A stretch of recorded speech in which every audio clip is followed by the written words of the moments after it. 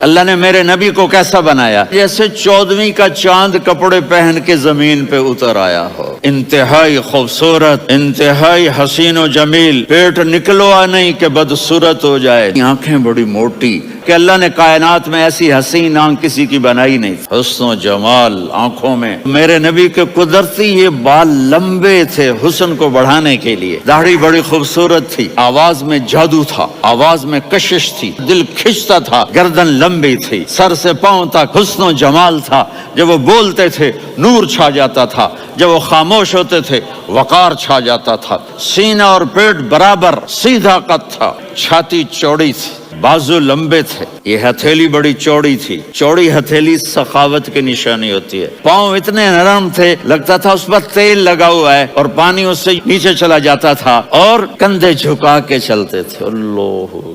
جمال آنکھوں میں۔ میرے نبی کے قدرتی یہ بال لمبے تھے حسن کو بڑھانے کے لیے، داڑھی بڑی خوبصورت تھی، آواز میں جادو تھا، آواز میں کشش تھی، دل کھنچتا تھا، گردن لمبی تھی، سر سے پاؤں تک حسن و جمال تھا، جب وہ بولتے تھے نور چھا جاتا تھا، جب وہ خاموش ہوتے تھے وقار چھا جاتا تھا، سینہ اور پیٹ برابر، سیدھا قد تھا، چھاتی چوڑی تھی، بازو لمبے تھے، یہ ہتھیلی بڑی چوڑی تھی، چوڑی ہتھیلی سخاوت کی نشانی ہوتی ہے، پاؤں اتنے نرم تھے لگتا تھا اس پر تیل لگا ہوا ہے اور پانی اس سے نیچے چلا جاتا تھا، اور کندھے جھکا کے چلتے تھے۔ اللہ